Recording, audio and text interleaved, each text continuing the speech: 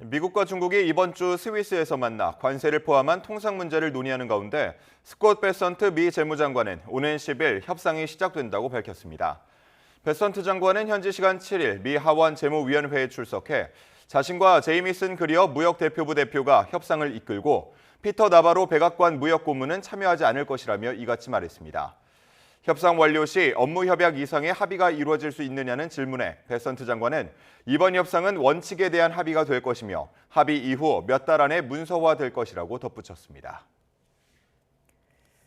중국과의 첫 관세 협상을 앞두고 도널드 트럼프 미국 대통령이 중국에 부과한 145%의 관세를 철회할 가능성은 없다고 말했습니다. 트럼프 대통령은 현지 시각 7일 백악관에서 열린 데이비드 퍼듀 신임 주중 미국 대사 취임 선서식 직후 기자들의 질문에 이같이 밝혔습니다. 트럼프 대통령은 또 미국의 대중 무역 적자가 1조 달러, 1,380조 원에 달했지만 지금은 아무것도 잃지 않고 있다고 강조했습니다. 국민의힘 김문수 대선 후보와 무소속 한덕수 예비 후보가 단일화 문제를 놓고 회동을 진행했지만 합의에 이르지는 못했습니다. 앞서 한 후보는 후보 등록 마감일인 11일까지 단일화에 이르지 못하면 대선에 나가지 않겠다는 의사를 밝히기도 했는데 일단 두 사람은 오늘 다시 협상을 이어가자는 데 의견을 모았습니다. 박정현 기자입니다.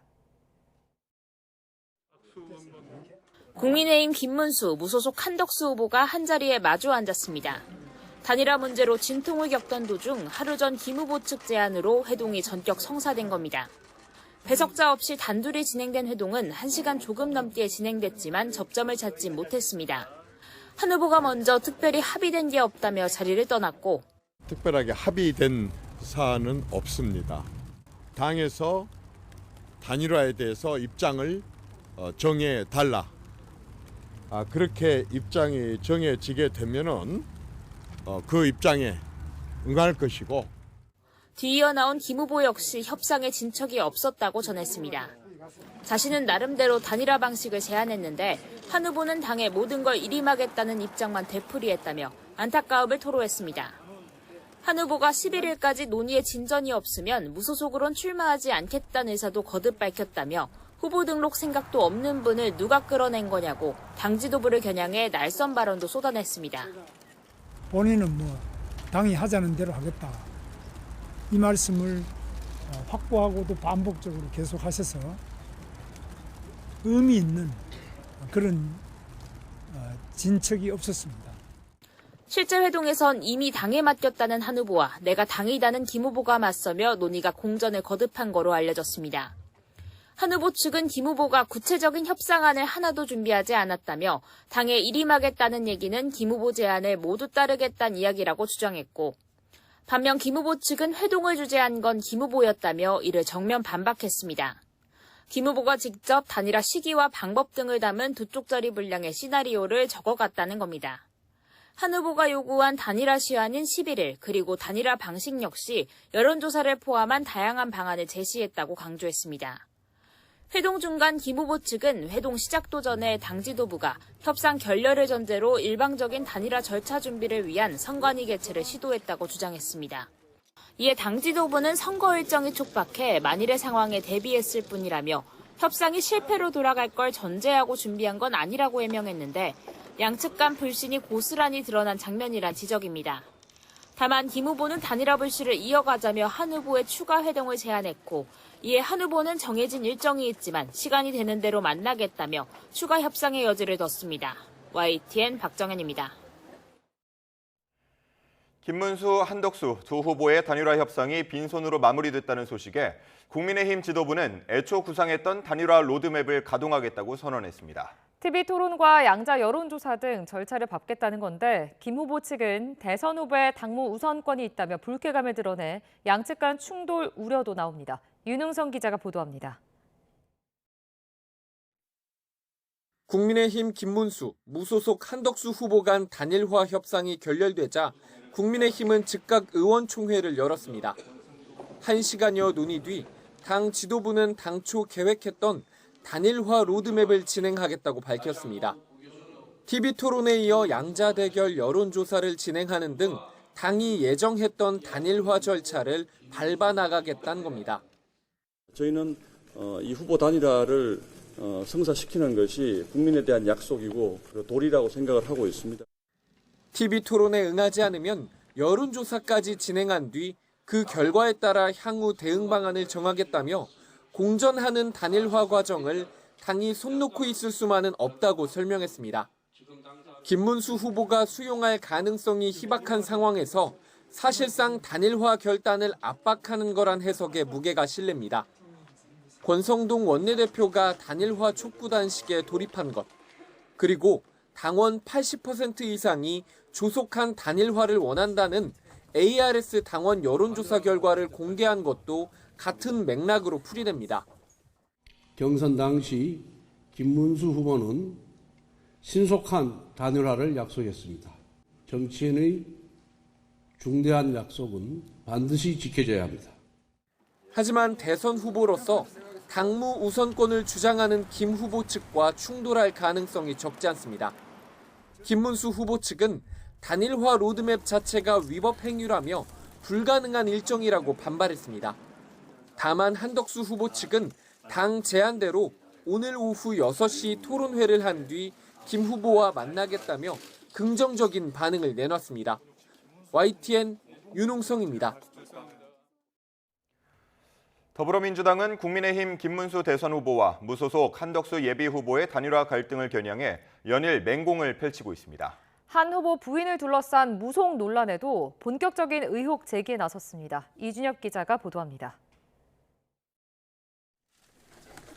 민주당은 내란 장관 출신 김문수 후보나 내란 총리 출신 한덕수 후보나 그 밥에 그나물이라며 단일화 갈등을 겪는 양측을 싸잡아 비판했습니다.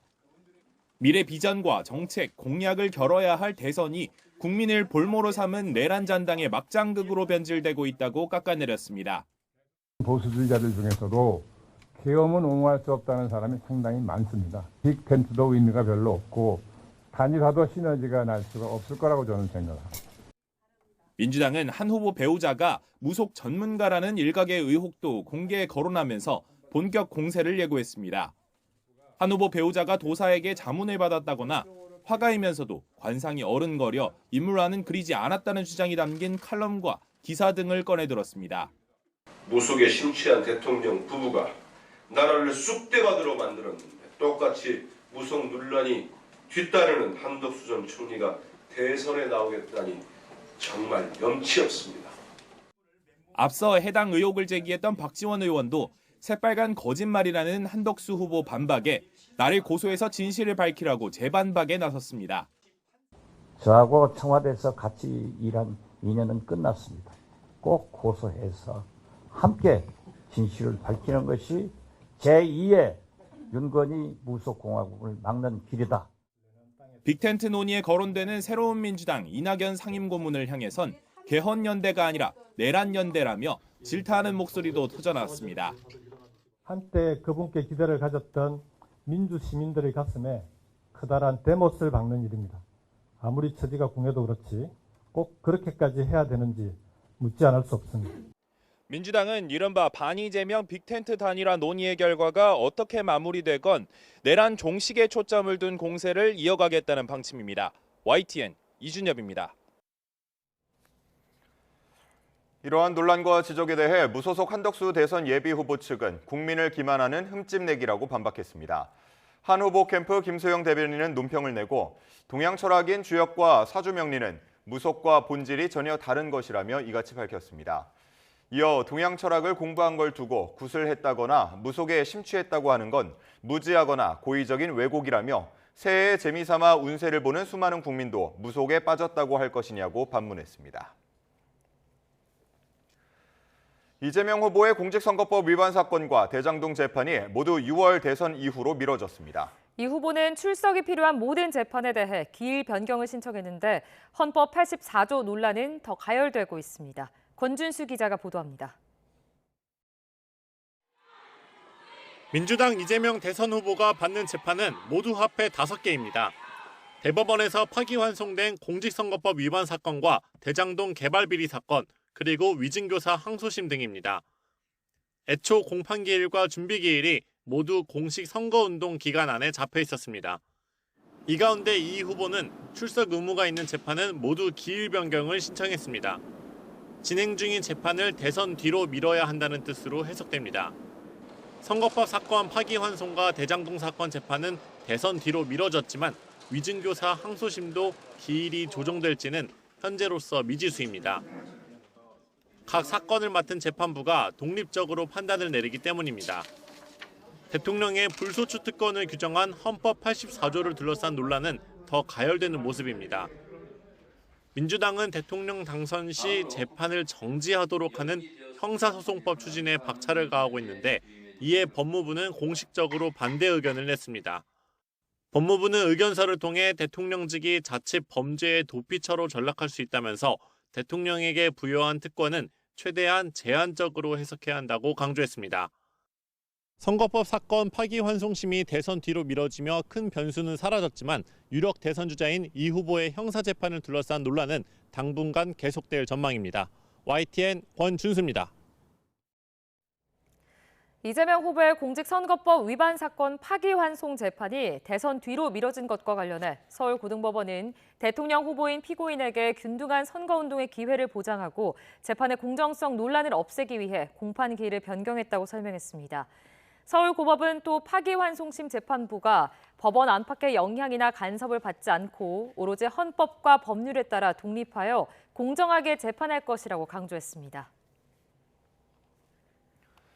이에 대해 더불어민주당 이재명 대선 후보는 법원이 헌법 정신에 따라 당연히 해야 할 합당한 결정을 했다고 평가했습니다.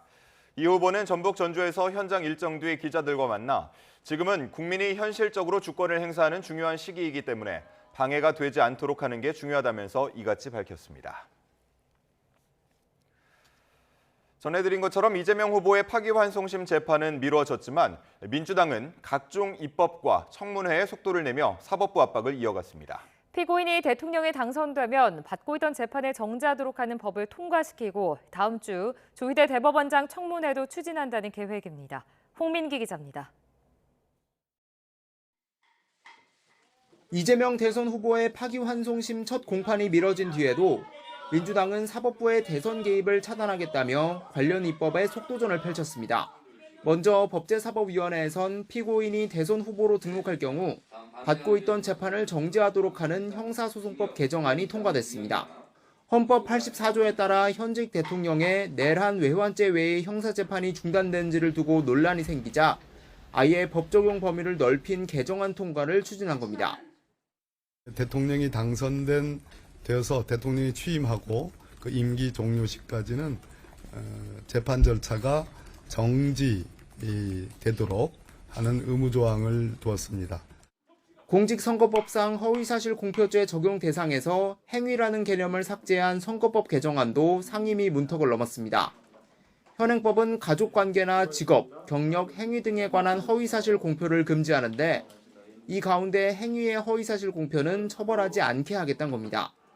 앞서 대법원은 이재명 후보의 이른바 골프 발언과 국토부 협박 발언이 행위에 관한 허위사실에 해당한다며 유죄 취지로 판단했습니다. 민주당은 또 오는 14일 대선 개입 의혹 진상규명 청문회를 의결하고 조희대 대법원장과 대법관 전원을 증인으로 채택했습니다. 당 선대위 회의에선 조 대법원장이 유력 후보인 이 후보를 제거하려 사법살인을 시도하고 있다는 강도 높은 비난이 쏟아졌습니다. 대법원에 의한 대선 개입은 없을 것이라는 의사표시를 대법원이 직접 발표해야만 합니다. 민주당은 법관 탄핵 카드는 여전히 살아있다면서도 추진 여부와 구체적 시점 등은 추후 검토하겠다며 사태 추이를 지켜보는 기류입니다. 다만 일각에선 강경 일변도의 대응책들이 중도층의 반발을 불러올 수 있다는 우려도 나옵니다. YTN 홍민기입니다. 최상병 사망사건 외압 의혹을 수사하는 고위공직자범죄수사처가 서울 용산에 있는 국가안보실과 대통령실에 대한 압수수색을 6시간여 만에 중단했습니다. 공수처는 다만 압수수색 영장 집행과 관련해서는 계속 협의를 진행할 예정이라며 구체적인 내용은 밝히기 어렵다고 덧붙였습니다. 압수수색 영장에는 윤 전 대통령과 이종섭 전 국방부 장관이 직권남용 권리행사 방해 혐의 피의자로 적시된 것으로 파악됐습니다. 전 통일교 고위 간부 윤모 씨가 캄보디아 사업 청탁 등의 목적으로 건진법사 전성배 씨에게 김여사 선물용 목걸이 등을 전달했다는 의혹과 관련해 검찰 수사가 진행 중입니다. 한학자 통일교 총재가 윤 씨가 강조한 사업에 대해 언급한 것으로 보이는 녹취를 저희 YTN이 입수했습니다. 다만 통일교는 이 사업에 정부 지원을 받고자 한 건 윤 씨 개인의 일탈이었다는 입장입니다. 양동훈 기자가 취재했습니다. 서울 남부지방검찰청은 통일교 전 고위간부 윤모 씨가 건진법사 전성배 씨에게 김 여사 선물용으로 다이아몬드 목걸이와 명품 가방, 천수삼 농축차 등을 건넨 정황을 포착해 수사하고 있습니다. 검찰이 윤 전 대통령 자택 압수수색 당시 제시한 영장에는 청탁 목적 가운데 하나로 캄보디아 메콩강 부지 사업이 적혀 있었습니다. 윤 씨는 아시아 태평양 유니온 본부를 메콩강 일대에 설치하는 사업을 주도했던 것으로 알려졌는데 당선인 시절 윤 전 대통령을 독대했다고 주장하기도 했습니다. 제가 3월 22일 날 대통령을 뵀습니다. 1시간 독대를 했습니다. 그런데 이후 기획재정부가 발표한 한 캄보디아 ODA 공적 개발 원조 지원 한도가 2배 이상 늘었고 2023년 5월 윤 씨는 메콩강 프로젝트의 실체적 건립을 위한 대항해가 시작됐다며 국가 단위 공적 개발 원조 프로젝트로 진행될 예정이라고 소개했습니다. 그리고 2달쯤 뒤인 2023년 7월 2023 캄보디아 국제 지도자 회의에서 한학자 총재는 이렇게 말합니다. 아시아 태평양 문명권 시대의 창설을 얘기하였습니다. 캄보디아의 훈센 수상의 적극적인 협조로 창설을 하였습니다. 행사 주최 측이 제공한 영어 자막을 보면 아시아 태평양 유니온을 창설했다고 좀 더 명확하게 적혀 있는데 윤 씨가 언급해온 사업과 같은 것으로 보입니다. 하지만 통일교 측은 이 사업을 공적 개발 원조를 통해 진행하겠다는 건 윤 씨 혼자만의 구상이었을 뿐 교단과는 관련이 없다는 입장입니다.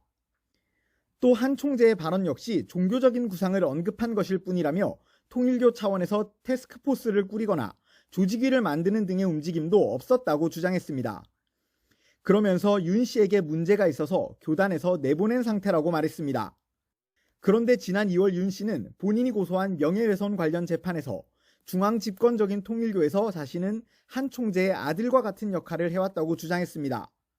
체력의 한계를 느껴 잠시 교단을 떠났고 한 총재로부터 건강을 회복하고 돌아오라는 격려까지 받았다고 말하기도 했습니다. 윤 씨는 검찰 조사에서도 모든 일은 한 총재의 결재를 받고 한 것이라는 취지로 진술한 것으로 알려졌습니다.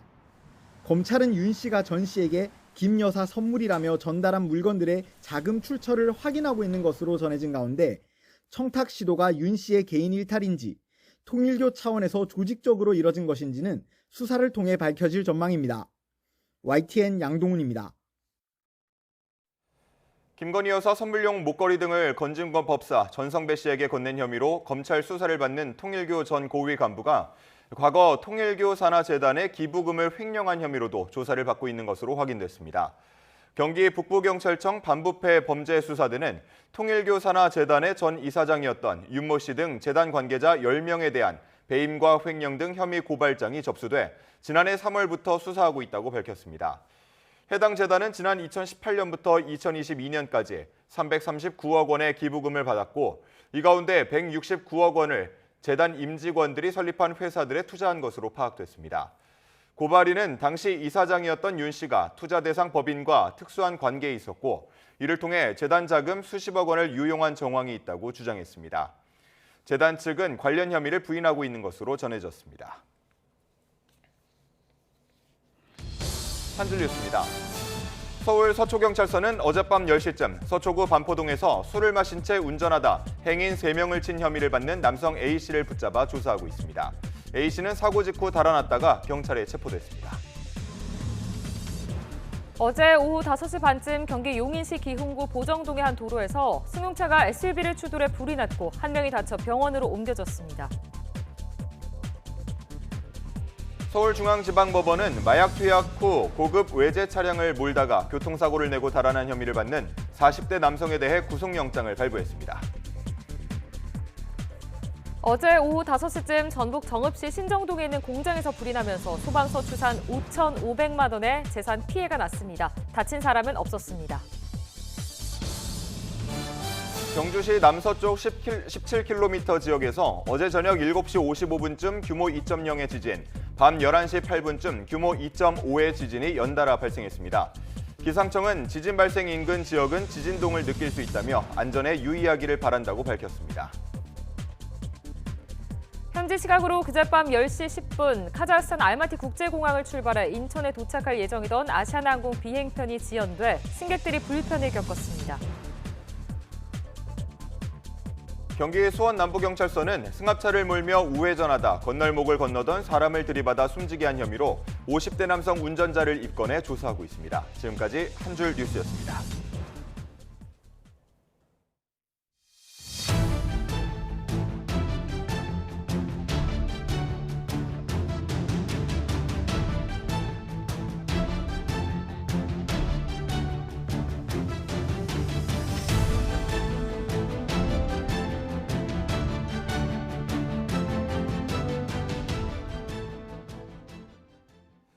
서울 시내버스 노조가 연휴 기간 멈췄다가 어제 다시 시작한 준법 운행을 오늘도 이어갑니다. 노사 협상이 난항을 겪고 있는 가운데 전국 버스 노조는 지역 대표자 회의를 열고 향후 투쟁 방향을 결정할 예정입니다. 취재기자 연결해서 자세히 알아보겠습니다. 최기성 기자, 오늘도 준법 운행을 진행 중인 겁니까? 네, 서울 시내버스 노조는 어제 첫 차부터 준법 운행을 시작했고 오늘도 이어가고 있습니다. 준법 운행은 승객이 완전히 자리에 앉은 뒤 출발하거나 급출발, 급제동을 하지 않는 등 도로 안전 규정을 지키면서 운행하는 걸 뜻합니다.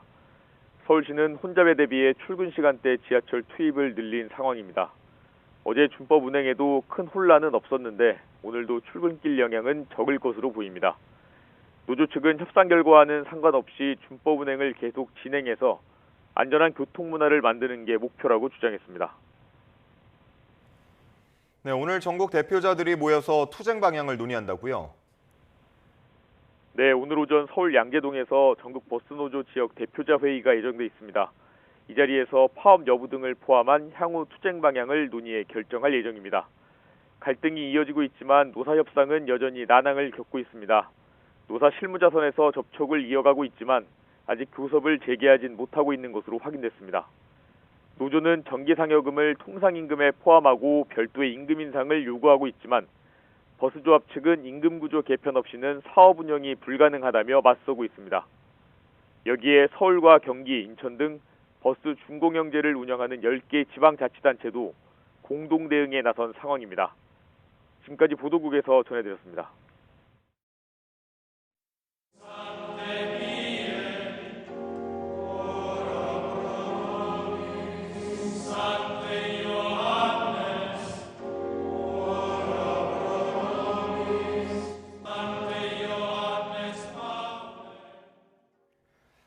차기 교황을 선출하는 추기경단 비밀회의 콘클라베 첫날 치러진 투표 결과 새 교황 선출이 불발됐습니다. 추기경단은 이튿날부터 3분의 2 이상의 지지를 얻는 후보가 나올 때까지 하루 4차례씩 투표를 반복합니다.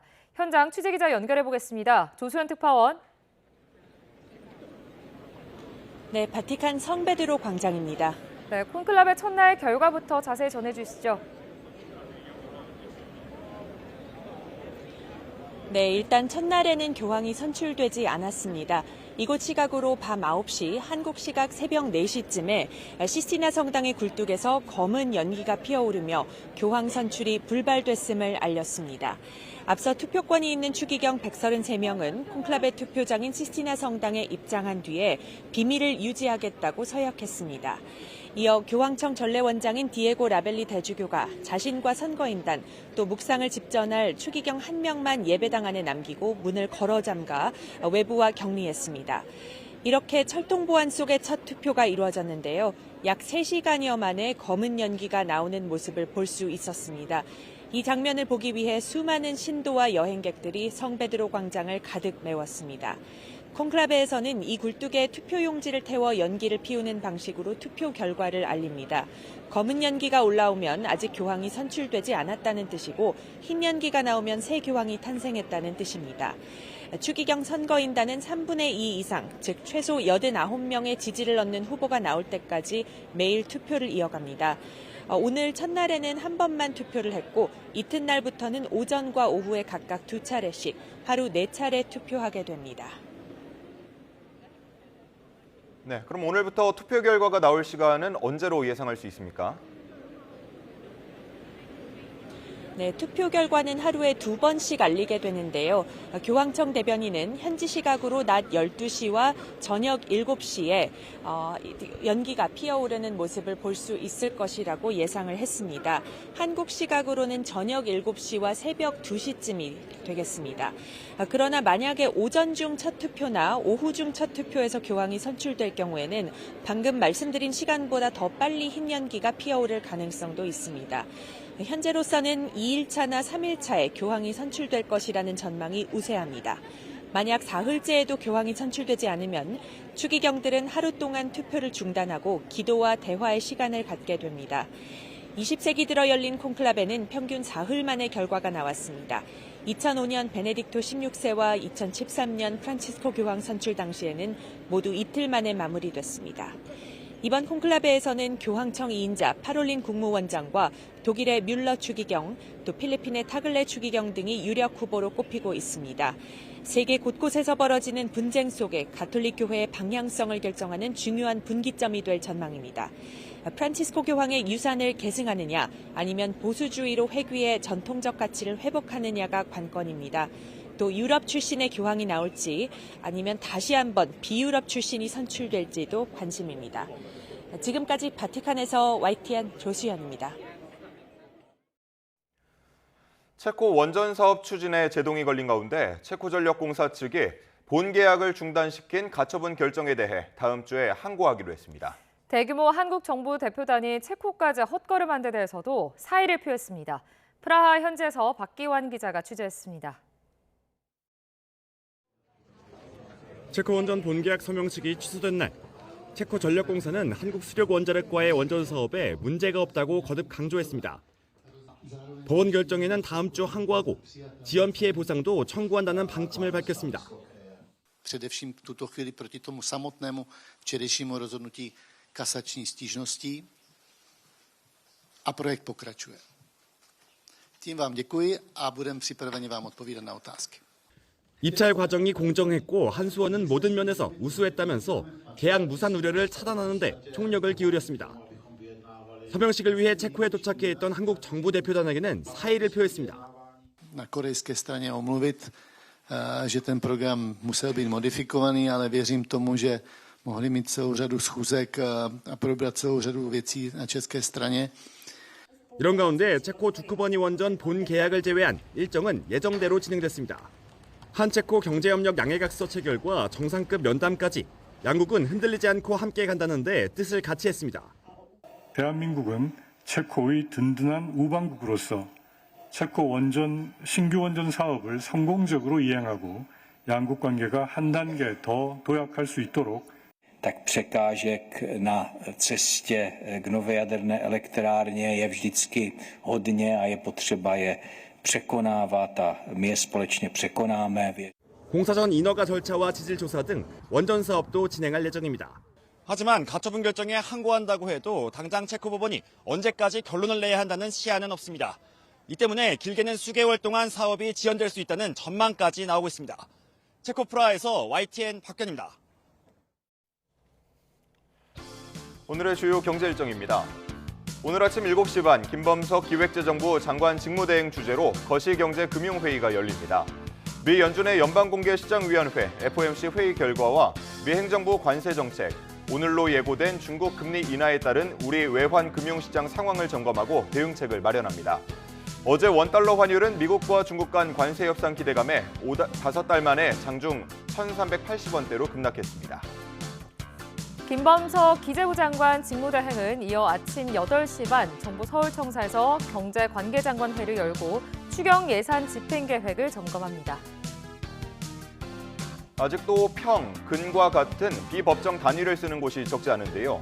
오늘부터 소비자들로 구성된 감시원 200명이 전국 전통시장이나 주유소 등을 돌며 법정 단위를 쓰고 있는지 점검하고 계도 활동을 벌입니다. 국방부가 전역 예정 초급 간부와 장병들을 대상으로 연 2025 국군장병 취업 박람회가 오늘까지 경기도 일산 킨텍스에서 열립니다. 단기 간부에겐 현장 채용 기업 위주로, 청년 장병에겐 상담과 체험 위주로 프로그램이 진행됩니다. 본격적인 나들이철인데요. 여행 박람회 2025 올드 트래블이 오늘부터 사흘 동안 서울 삼성동 코엑스에서 열립니다. 참가 기업이 지난해에 비해 2배 이상 많은 200여 개에 이릅니다. SK텔레콤 해킹 사태 발생 19일 만에 최태원 SK그룹 회장이 직접 사과에 나섰습니다. 최 회장은 어제 오전 10시 SK텔레콤 본사에서 열린 기자회견에 참석해 최근 SK텔레콤 사이버 침해 사고로 고객과 국민께 불안과 불편을 초래했다며 그룹을 대표해 사과한다고 밝혔습니다. 특히 고객 입장에서 세심하게 살피지 못한 점에 대해 자신을 비롯해 경영진 모두 뼈아프게 반성한다면서 고객뿐 아니라 국회, 정부 기관 등 많은 곳에서의 질책이 마땅하고 이를 겸허히 받아들이겠다고 덧붙였습니다. 국회 과학기술정보방송통신위원회는 오늘 유심 해킹 사태와 관련해 SK텔레콤을 상대로 청문회를 진행합니다. 과방위는 최태원 SK그룹 회장을 청문회 증인으로 채택했지만 최 회장은 주한 미국 상공회의소 행사 참석을 이유로 국회 출석 요구에 응할 수 없다는 불출석 사유서를 냈습니다. 과방위원들은 유영상 SK텔레콤 사장 등을 상대로 해킹 사태 책임을 추궁하고 고객 위약금 면제 같은 후속 조치를 요구할 것으로 보입니다. 오늘의 주요 국회 일정입니다. 더불어민주당 이재명 대선 후보는 오늘 주요 경제단체장들과 만나는 등 민생 경제 행보를 이어갑니다. 민주당 중앙선거대책위원회는 이 후보가 오늘 오전 서울 중구 대한상공회의소에서 경제 5단체장과 간담회를 연다고 밝혔습니다. 간담회에는 최태원 대한상의 회장과 손경식 한국경영자 총협회장, 류진 한국경제인연합회장, 윤진식 한국무역협회장, 최진식 한국중견기업연합회장 등 5명이 참석합니다. 한 차례 단일화 협상이 결렬된 국민의힘 김문수 대선 후보와 무소속 한덕수 예비 후보가 각기 행복 속 추가 회동을 추진합니다. 두 후보는 회동 시간과 장소가 정해지기 전까지는 기존에 계획됐던 일정을 소화한다는 계획입니다. 김 후보는 서울 중구에서 열리는 관훈클럽 소청 토론회에 참석해 패널들과 토론을 진행하고 한 후보는 경북 구미시에 있는 박정희 전 대통령 생가 등을 방문해 지역 민심을 청취할 예정입니다.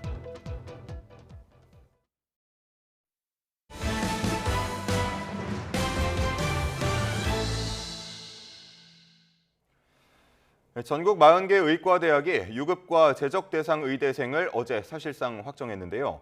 앞서 재적 처분을 피하기 위해 등록을 완료했던 의대생들은 학사 경고 성격의 유급에는 별다른 움직임을 보이지 않고 있습니다.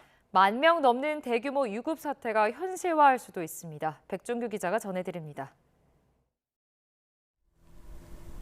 교육부가 전국 40개 의대 유급 재적 현황 조사를 마감하고 대상을 확정합니다. 유급은 학사 경고인데 유급이 누적되면 재적, 즉 의대생 신분을 잃게 됩니다. 정부가 이 같은 방침을 재확인하자 한 달 이상 무단 결석으로 재적 예정 통보를 받은 5개 의대 학생들이 일단 전원 복귀를 결정했습니다. 학사 경고 2차례 누적으로 재적 처분 예정이었던 충남대 의대 2사학번 70여 명도 역시 돌아왔습니다. 반면 유급 대상인 의대생 10,000여 명의 수업 복귀 움직임은 미미합니다. 정부의 압박에도 의대생 단체는 오히려 의료계약 책임자를 규명하기 전까지는 돌아가지 않겠다며 강경한 뜻을 밝혔습니다. 의료와 의학교육이 정상화되려면 지난 정권의 악업이 청산돼야 한다면서 그동안 교육부의 불법적 행위를 고발하겠다고 목소리를 높이기도 했습니다. 또 대선 후보들을 언급하며 의료개혁을 원점 재검토하겠다는 말과 의지를 보여달라고 촉구했는데 유급되면 올해 수업 복귀가 불가능하지만 이를 감수하면서까지 차기 정부와 협상하는 편이 낫다고 판단한 것으로 보입니다. 이렇게 되면 내년에 24, 25, 26학번이 함께 수업을 듣는 트리플링이 현실화할 수밖에 없는 상황이지만 교육부와 각 대학은 이번엔 구제, 즉 학사 유연화는 절대 없다는 입장입니다. 교육부는 오는 9일 이후 각 대학의 유급 확정 인원을 발표할 예정인데 대량 유급에 따른 학사 처리와 지원 방침도 함께 내놓을 것으로 보입니다. YTN 백종규입니다. 수련병원 복귀를 희망하는 사직 전공의가 조속히 돌아올 수 있도록 정부가 5월 추가 모집을 검토하고 있습니다. 조규홍 보건복지부 장관은 사직 전공의들의 복귀 의사가 확인된다면 5월 중이라도 복귀할 수 있는 방안을 적극적으로 검토하겠다고 밝혔습니다.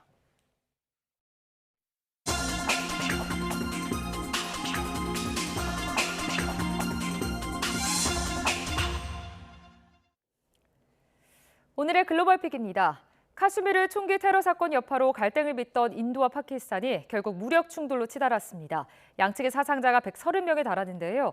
인도의 선제 공격에 파키스탄도 강력한 보복을 경고하면서 사실상 핵 보유국인 두 나라의 확전 가능성에 대한 우려가 커지고 있습니다. 박영진 기자입니다. 엄청난 폭발음과 함께 거대한 화염이 솟아오릅니다. 갑작스러운 미사일 공습에 주민들은 충격과 공포에 휩싸였습니다. 현지 시각 7일 새벽, 인도군이 파키스탄령 카슈미르 지역을 향해 미사일 공격을 감행했습니다. 인도는 지난달 22일 인도령 카슈미르 휴양지에서 벌어진 관광객 테러 공격에 파키스탄이 관련됐다는 사실을 확인했다며 추가 공격이 임박했다는 징후도 포착됐다고 주장했습니다. Our intelligence monitoring of Pakistan-based terrorist modules indicated that further attacks against India were impending. There was thus a compulsion both to deter and to preempt. 파키스탄도 즉각 미사일 보복에 나섰습니다. 테러리스트 관련 시설만 공격했다는 인도의 주장과 달리 민간인 피해가 속출했다며 더 강력한 응징을 경고했습니다. 또 인도가 카슈미르에 있는 수력 발전소 댐을 공격했다고도 주장했습니다. दुश्मन के इस बुज़दिलाना बिला इश्तियाल बिला जवाज़ हमले का भरपूर जवाब अफ़वाज पाकिस्तान पाकिस्तानी कौम की हमायत से दे रही हैं और देती रहेंगी. 양측의 충돌로 민간인을 포함해 사상자가 속출했고 카슈미르 주요 공항도 폐쇄됐습니다. 국제사회의 승인 없이 핵무기를 보유한 인도와 파키스탄은 이스라엘 등과 함께 사실상 핵 보유국으로 불립니다.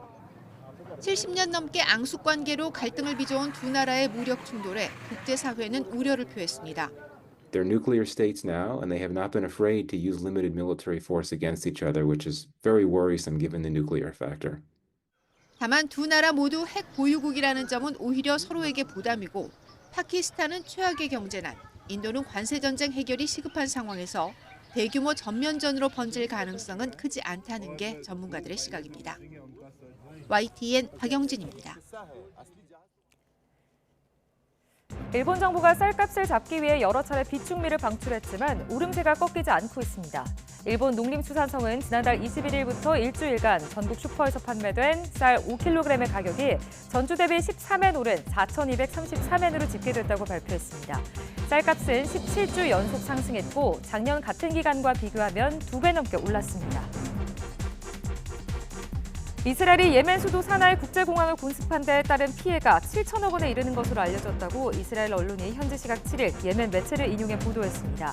이스라엘군은 전날 오전 전폭기 수십 대를 띄워 약 15분간 사나 공항과 인근 발전소, 시멘트 공장 등에 50발의 폭탄을 투하했습니다. 예멘 당국은 이 공습에 따른 피해액이 5억 달러를 넘는 것으로 추산했습니다. 지금까지 글로벌 픽이었습니다. 고 김세론 씨의 유족이 녹취 파일 등을 근거로 배우 김수현 씨를 아동복지법 위반 혐의 등으로 고소하자 김 씨 측은 조작된 음성이라고 반박했습니다. 자세한 내용을 송재인 기자가 전해드립니다. 배우 김수현 씨가 직접 나서 미성년자와 연애를 공개 부인한 지 한 달여 만에 고 김세론 씨 유족 측이 유튜버와 함께 기자회견을 열었습니다. 유튜버는 기자회견에서 김세론 씨가 숨지기 한 달 전쯤 미국에서 만난 지인에게 했던 말이라며 육성 녹취록을 공개했는데 그 안에는 김세론 씨가 중학생 때부터 배우 김수현 씨와 교제했고 성적 관계를 맺은 것도 그때부터였다고 말하는 내용이 포함됐습니다.